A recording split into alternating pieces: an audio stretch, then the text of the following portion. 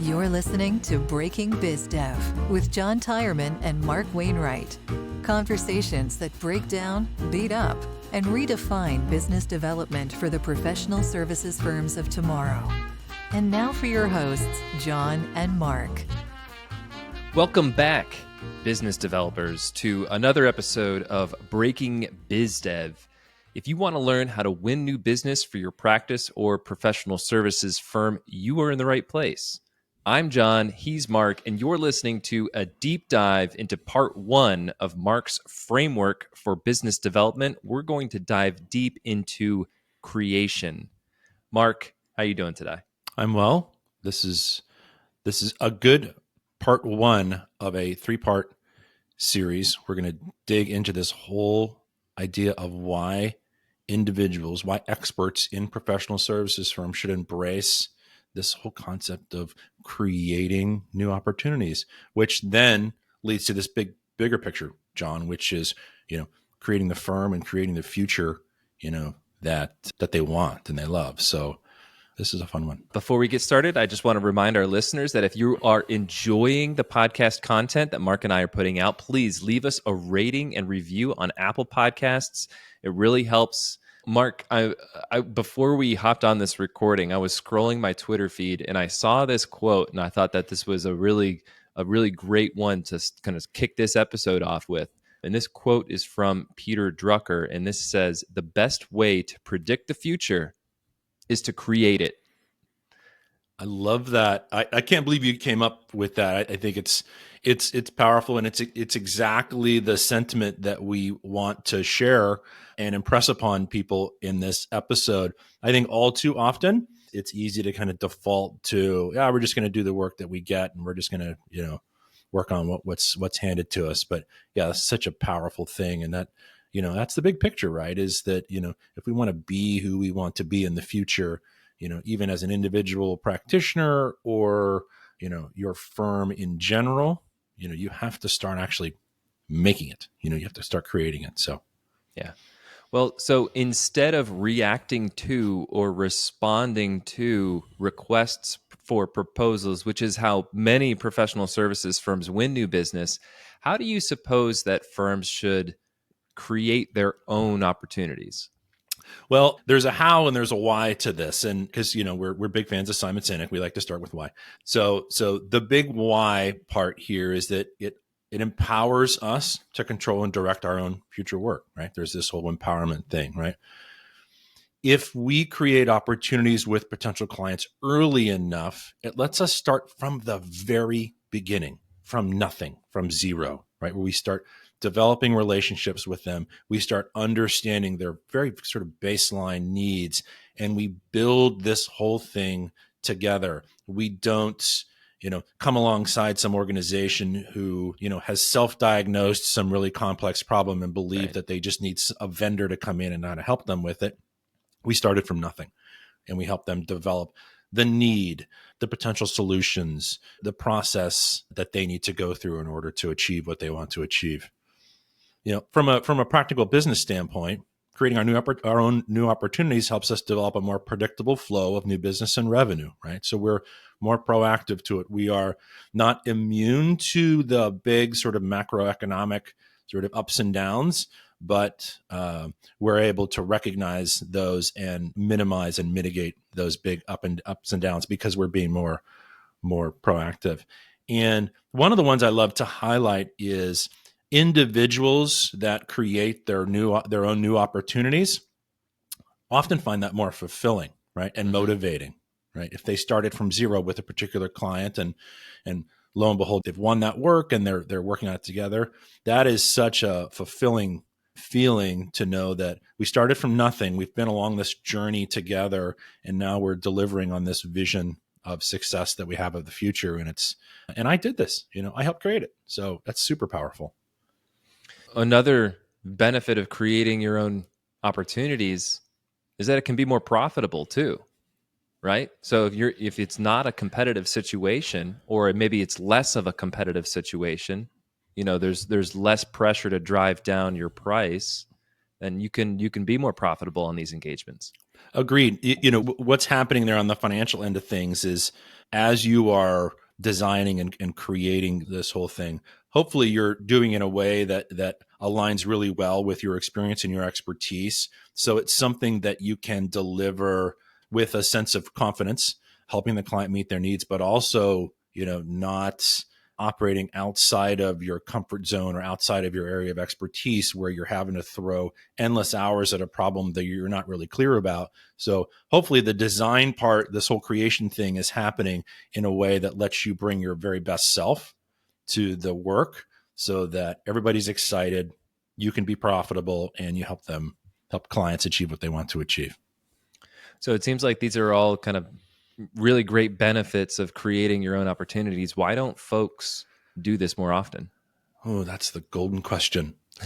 It's so infuriating, but it's some of these are understandable. I could see how folks would look at a situation like this, and what I'm talking about is it's so easy to focus on what's sitting in front of us today, our sort of realities of today, without thinking about tomorrow, right? So we just get caught up in everything that's going on in our world, the work we have to deliver today, particularly for people who are those doer sellers, engineers, consultants, architects inside of their professional services firms who have a responsibility to deliver on these contracts that they've got in place. They think, oh, that's job one. We have to focus on that work we've got in a contract. You do, but you also need to have one eye on the future.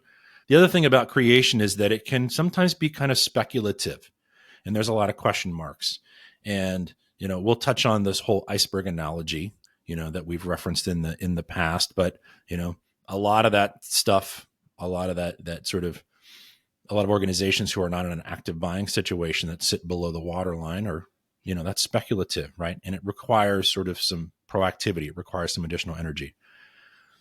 Speaking of energy, having new conversations with new people when you're trying to create opportunities, it can be hard. It can be uncomfortable, and that it requires that we, kind of get that energy and that motivation that we need in order to have those conversations. I think being proactive and creating new opportunities requires a narrow focus, requires a narrow sort of sense of expertise, because we just can't be everything to everybody. And that might sound a little bit counterintuitive, but if we are seeking to create new opportunities with specific clients and we go to them and say, hey, this is us, we can do everything. And they say, oh, okay, great. Get in line. There's 10 other firms that knocked on our door yesterday that said they can do everything for us because they're a full service firm, or, whatever that means. Conversely, if you're creating new opportunities with these great prospective clients and you come in and you say, hey, I know you've got a lot of stuff that you need to do. We think we can help you with this one specific thing because we are experts in this area. And that's the one thing. We do this one thing and we do it really well. And frankly, I think we do it better than anybody else. And they say, ooh, you know what? This feels like maybe a not now, but I think pretty soon we're going to need that one thing. So you are at the top of the list of all the firms that we're going to call because, yeah, you guys are the experts in that. Right. So that's the difference there. Everything to everybody or a focused expert. And John, you and I have talked about specialization and focus in the past, as have many others. And I think the one other part of this whole creation thing is that it asks us to lean on individuals, organizations, contacts, people we know. And, we're talking about things like referrals and other stuff like that. So it asks us to lean on our professional network, to leverage our professional network and ask people for their help, right? And some people are just uncomfortable with that. Everybody is willing to help other people, generally speaking. The only thing that's missing is that they're never asked, right? I think we often fail to ask other people for their assistance. And part of this whole creation thing is that if you have a good network, you need to leverage it. And leveraging your network means turning to people and presenting them an opportunity to help you. So there's a bunch of reasons often why we don't do it. It's uncomfortable. We're focused on today. It can be kind of speculative. So there's some very reasonable reasons why we don't do this. But I'll tell you, I think the reasons that we should do it far outweigh them. So you mentioned the iceberg, which is something that we've referenced recently on an episode, how revenue projections can enable great marketing. And so let's just kind of like lay out the iceberg, and what do you mean by the iceberg? This is something that again and again, when I've spoken to individuals and organizations about, they say, "Ooh, tell me more about that," because it's completely off most people's radar. This is not a new concept, but this is new to many people. And so the iceberg is there's three parts that I break it up into. I think others will break it up into three parts as well. The analogy of the iceberg is that a small percentage of the iceberg is seen above the waterline, and the rest of it, the vast majority of it, upwards of 90% or more, is below the waterline, right? So that's the visual on this whole thing. And the small bit of the iceberg that's above the waterline in a sort of sales situation, buying, selling situation, are the prospective clients who are actively buying. They are out there looking for help, right? They've identified something. Either they've identified it or diagnosed it internally, or they've had some external assistance to help diagnose that. They're in an active buying process. They're out there. They've got that sort of request for proposals and other things like that. So, right, this is very typical to that sort of, RFP solicitation process.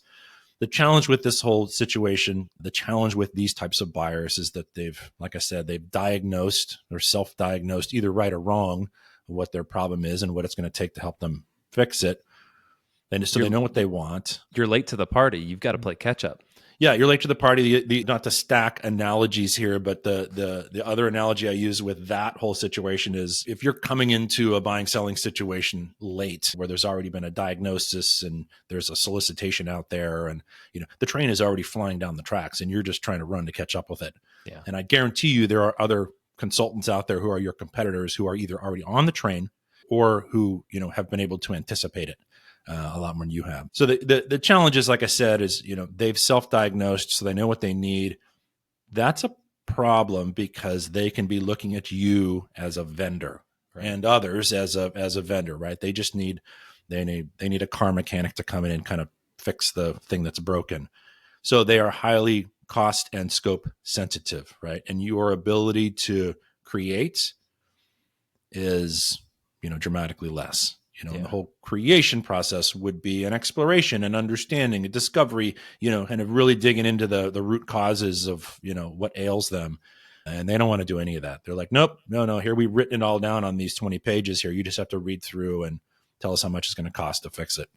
So that's the actively buying. So that's the tip of the iceberg that you can see. Tip of right? the iceberg. Yeah. 3%, 5%, whatever else, something like that. So in reference to this whole creation concept, let's look below the waterline, right? Let's look at that 90% or so below the waterline. There's two groups that are below the waterline. There are people who are passively buying. Maybe they don't have that active solicitation in place, but they know that there's a problem or a need inside their organization. It's just not fully developed yet, right? They don't understand the bounds of it. They don't know how big or small it is. They don't know how much it would cost to address it.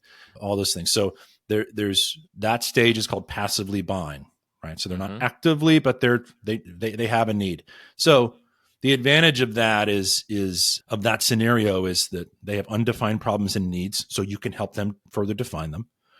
They are exploring options out there. They're doing their research, but they haven't really prioritized anything they've come across. They haven't figured out which things are most important to them, which things are least important to them. So a huge opportunity for you to create and develop all of that with them. And I would say that the size of that group is, roughly half of the iceberg that's under the water, maybe a little bit less, but it's, in that kind of ballpark of maybe it's half of that. And then the third group that we put underneath the water line is the status quo group. And the status quo group are not actively buying. They maybe haven't recognized any issues internally in their organization. Maybe they haven't started developing a need at all. They're thinking, yeah, we're good. We're fine. Issues may exist in their organization, but they haven't recognized them. And they're not really expecting to have any conversations about the needs, about how they might be resolved, whatever else. So you would think that group is the most resistant to hiring you as a consultant or an expert. But this is the group, this is a scenario where you're able to plant the seed.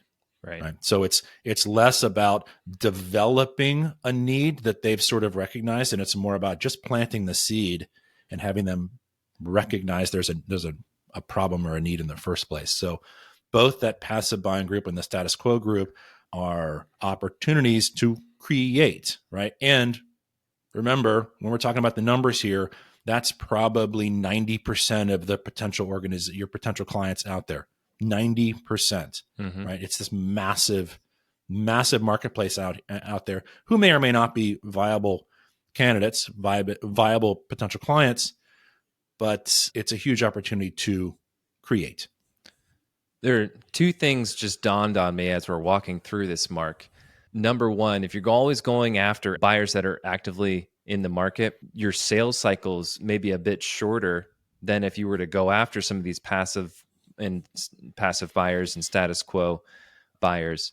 However, another thing that dawned on me was the importance of marketing for these passive buyers and the status 100%. quo buyers, because like you said, if there's someone who is satisfied with their status quo, that's where marketing needs to support you and staying top of mind with those buyers for when they become dissatisfied with their status quo. And there is that trigger moment. You own part of their mind share of the types of firms that they want to reach out to. Right. I would totally agree. That is such a fantastic point. When someone's in an active buying process, you're not marketing to them anymore. Right. That's not happening. You're like, wait, okay, time out on the solicitation. Can I just send you the last 3 months of our podcast that we just did? Right. I need to send you 12 links to our newsletter or blog posts and everything else that catches you up to speed on our expertise. Nope. Can't do that, right? We're no longer marketing to those folks, right? We are in a selling situation. The timer is running. They don't have the time or the ability to recognize your expertise, right? They just, if they haven't come across it in the past, they're sure as heck not going to be able to kind of develop that level of regard for your focused expertise. It just doesn't happen. The other two, everything below the waterline, passive buying and status quo, huge opportunity to market to them. Yeah. Because that, it's the timelines are undefined, or, there's no deadlines or anything else. It just gives you a great opportunity to warm them up, to increase their familiarity, all that stuff. So you're absolutely right on this. Is that first one above the waterline? No marketing. The other two, powerful opportunity to have marketing and sales work together. So you're 100% right. And it's worth the extended time in your sales pipeline. Yep. You're listening to Breaking Biz Dev, the podcast that beats up, breaks down, and redefines business development for the professional services firms of tomorrow. Your hosts are John Tyerman, founder of Red Cedar Marketing, the podcast marketing company for experts and professional services firms, and Mark Wainwright, principal consultant and founder of Wainwright Insight, the fractional sales manager and sales consultant to professional services firms. If you find this podcast helpful, please help us by following the show and leaving a review on Apple Podcasts. And now, back to the show. So, who needs to create, right? Where do we start? How do we get started with this? Well, the question is valid about, hey, we've got plenty of leads already. Why do we need to be creating? Organizations need to be leveraging and using all different ways, all different techniques, all different channels to develop leads. The cold solicitations, the RFPs, et cetera, that are kind of coming in, that is a lead, right? It's not really a lead you created. It's just, you were out fishing with a big net and you snagged them, So it's not necessarily something that you created from the start, and it's got all the, the negative aspects of that. But there's so many other ways that you can generate leads that help you employ this whole concept of creation more, right? There's content, there's digital content, social channels, websites, there's existing clients, existing relationships out there. There's proactive outreach that you can undertake. So there's all different types of leads. And I know that, John, we could slice and dice this 1,000 different ways. There's so many different ways that firms can kind of lead the charge in creating new leads. Mm-hmm. Yeah. Yeah, and we've talked about many of those different lead sources on past episodes, and I like that you brought up the fishing analogy because it is an analogy that is really great for when it comes to attracting new business. And I like to say that there are three different ways you can fish. You can fish with a net, and that's really broad, a broad lead generation strategy. You can fish with a pole, right? And so you've got bait on the pole that attracts leads to you, and then you can reel it in. Or you could fish with a spear, and you could go out and you can find very specific accounts to go after with that spear. So I think that's just, I know we're throwing a lot of analogies. There's a couple seafaring analogies that we're using here, but I think they're appropriate. Yeah, that's a good one, and I love that sort of 3-part sort of lead thing. I think absolutely this whole create thing lends itself to that latter one, right? That where you are being hyper targeted and you are fishing with a spear. Absolutely. So where do we start, right? If there's nothing, how do we create something, right? Mm-hmm. There's a 4-part model or maybe framework that you can kind of think of. I often use sort of a concentric circle model when I'm kind of talking things through, right? So you've got that sort of bullseye target out in front of you. And there's 4 I like to speak to. I think the center of the bullseye is, let's start with people we know. Mm-hmm. Let's start there. People who are close to us, people with whom we've developed trust, maybe good professional working relationships, people who know us. Let's start with them. Great. And we'll talk about how that's done. Or some people are probably even imagining, how would I create business with people that I know? The next circle out, in my perspective, is organizations that we know. These are, clients or client accounts that you've worked with previously. They could be organizations maybe that you partnered with or whatever else, co-consultants, whoever they are. So organizations that we know. Oh, okay. So we can start to list and prioritize the different organizations that we know, and we can start creating. Okay. Third is industries and markets that we know, right? We've done some work. We've got some experience. We have a portfolio. We have a history of doing good work in this particular market industry. I often call those segments. Mm-hmm. It could be a geography. It could be any number of sort of the ways that we break down the world into smaller, reasonable chunks. But we can create new opportunities in industries and markets we know. That's the third. And in my sort of concentric circle model, that's the third one out. And then the fourth one out is a huge one. The fourth circle out is massive. And then how do we consider the unknown? How do we create out of nothing with organizations and people that we don't know, right? So we've got our 3 little tight concentric circles, and then this massive fourth one that says, and then there's the unknown. It's like the inner planets and then the outer planets. Right. Jupiter is just way so far away. Right. That's it. Right. The solar system of connection is there for sure.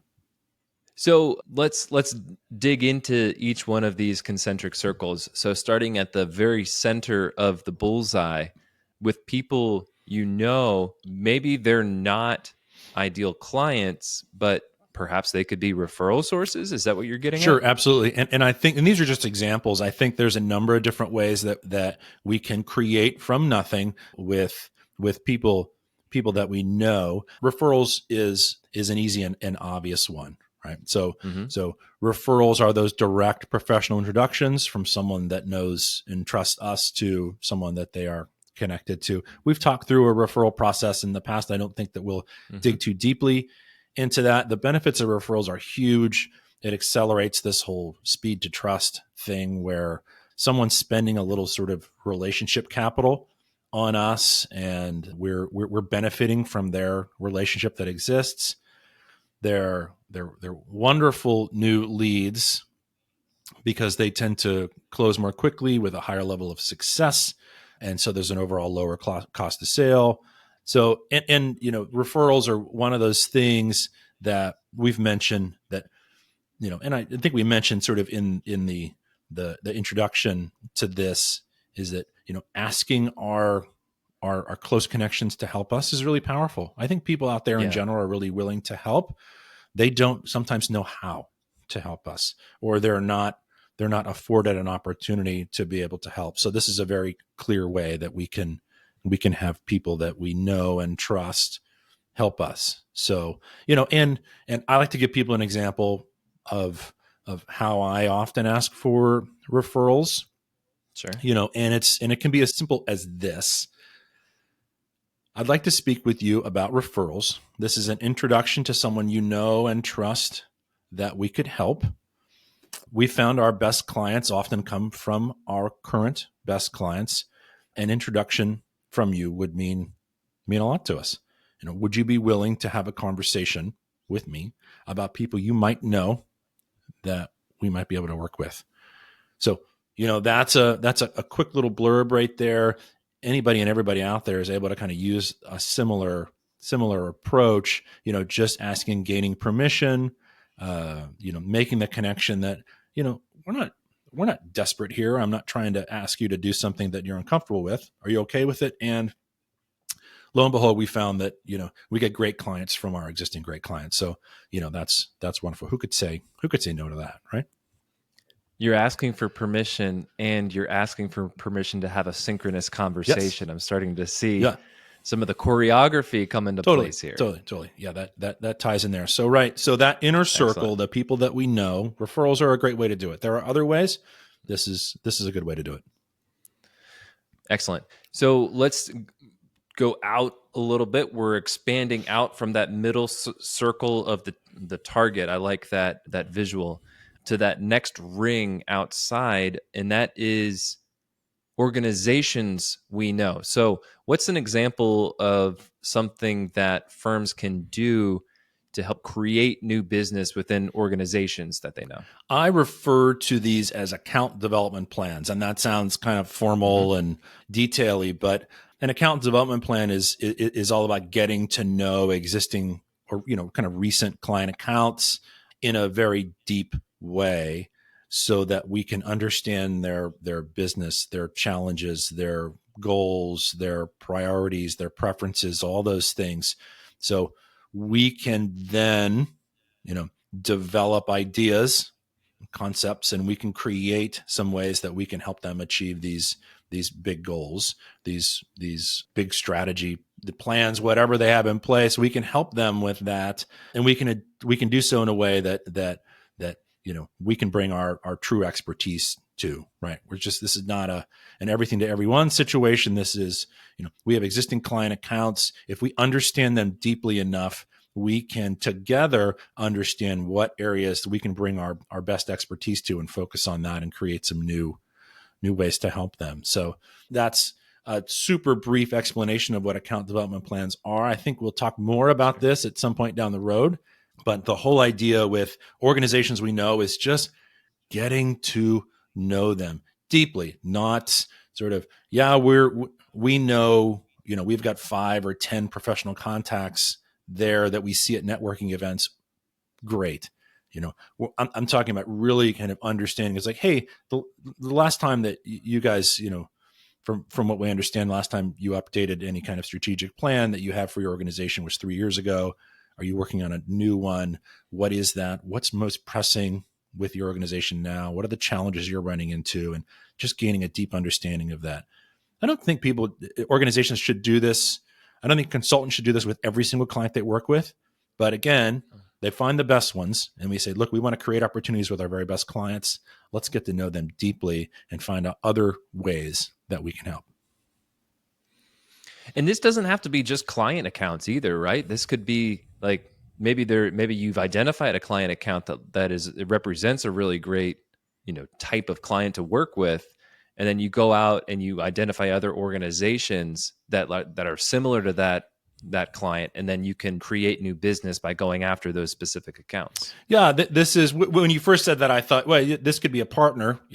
Maybe there's a long-term partner that you can create a plan around. What you may have been hinting at is actually what we want to talk about next, is sort of how do we develop business with similar organizations that are in the same industry as some of our close client contacts. So you were Forgive me for getting you ahead were of foreshadowing myself, Mark. there. So It was a segue. yeah, no, perfect segue. So that's that next circle out is that those accounts, those important client accounts that we've gotten to know, that we want to get to know more deeply, so we can kind of co-create new ways to help them.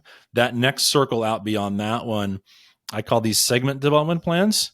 And a segment is a funny term. It can be a market, it can be an industry, it could be a geography, it could be any number of things where you can group similar items together. So to your point, maybe you've had success with a particular client that's in the healthcare industry. You think, oh, we've developed some expertise. We've got kind of a portfolio. We've got individuals in our firm who have some focused expertise in this particular area. Regardless of what you're doing for them, if you're doing marketing for them, if you're doing, architectural design work or engineering for these types of clients, you've developed an internal expertise.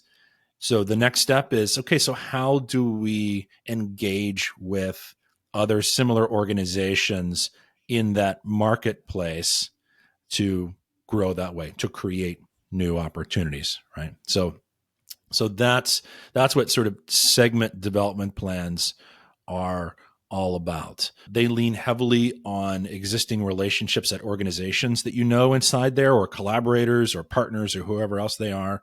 They allow you to bring a focused expertise to new prospective clients. If like I said, if you're dealing in the healthcare industry and you have a particular expertise around some specific need healthcare organizations have, when you go to introduce yourself to those new clients inside the healthcare industry, you say, we've done this type of work for organizations just like yours, and we've done this very specific thing. And from what we can see, we are a focused expert, a recognized focused expert in this particular area. And they say, oh, interesting. Rather than, this is you go to them and you say, hey, we can be everything you ever want us to be. And they say, okay, get in line, right? There's another 20 firms out there who are, kind of unfocused generalists. So yeah, there's our bias, John. There's our bias on being a focused expert. So getting back to the segment development plans, they are similar in nature, where you have to gain a deep understanding of the types of organizations that are in that particular segment, the work you've done. A lot of times you can go through sort of a SWOT analysis to understand what your strengths and weaknesses are, what the external sort of opportunities and threats are in that world. And then you can get introductions, from one healthcare organization to another. You can just approach those organizations in maybe a prospecting way and start to introduce yourselves, leveraging your deep focused expertise, and start to kind of create some new opportunities there. So that, I think, is how we can create new business inside of industries that we know. And, if the opportunity presents itself for us to dig a little bit deeper into that one in the future, we can totally do that. So outside of the organizations, or maybe the markets, there's this great unknown. How can you develop and create new opportunities with people you don't know, or groups that you don't know or don't know exist yet? The thing that comes to mind immediately is prospecting. And that's the nature of prospecting. It's prospective. It's identifying specific targets, using all the tools that you have at your disposal, all the different connection channels, phone calls, emails, social media, et cetera. And then, employing a technique that we've talked about in the past, which is putting all those different tools into a sequence so that you can build familiarity with these people that don't know you, right? You can establish your name, your brand, et cetera, and you can kind of walk them along this path of interaction with you to where they've built enough familiarity that they're willing to have a conversation with you. So we employ prospecting.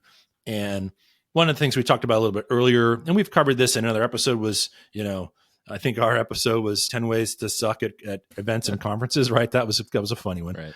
And we touched on this a little bit there. And I think at conferences and events, there are a ton of people there that you do not know. There's a ton of organizations there that you do not know. But at the same time, you all find yourself in the same place at the same time. And oftentimes you see lists of those organizations and those attendees. So a fantastic way to grow your network through prospecting, and then hopefully, uncover some new prospective clients that you can, start create something from nothing. So, and there's a way that you prospect. Like I said, there's sequences. Conferences are a wonderful example. Weeks in advance, you do your planning, then you do your outreach pre-event.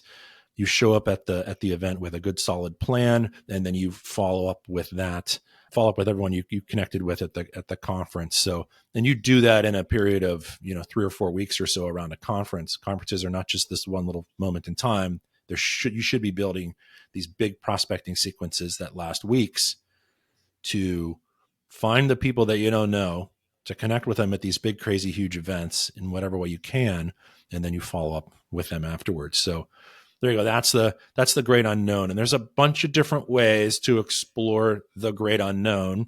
Prospecting is a fantastic way to do it with, the right approach, right? Identifying the right targets, using the right tools, and then using this sort of like sequence technique to build familiarity.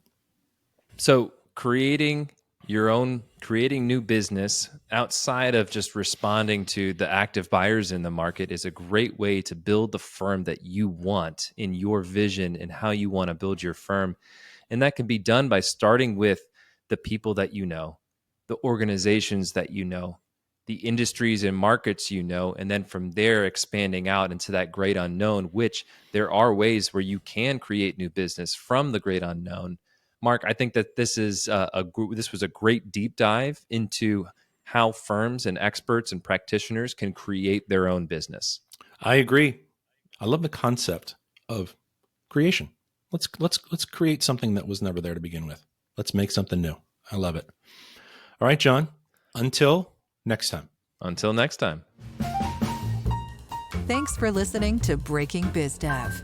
Subscribe on Spotify and Apple Podcasts, or listen to the show at breakingbizdev.com. This episode was produced by Red Cedar Marketing. If you think a business podcast is right for your company, visit redcedarmarketing.com to learn more.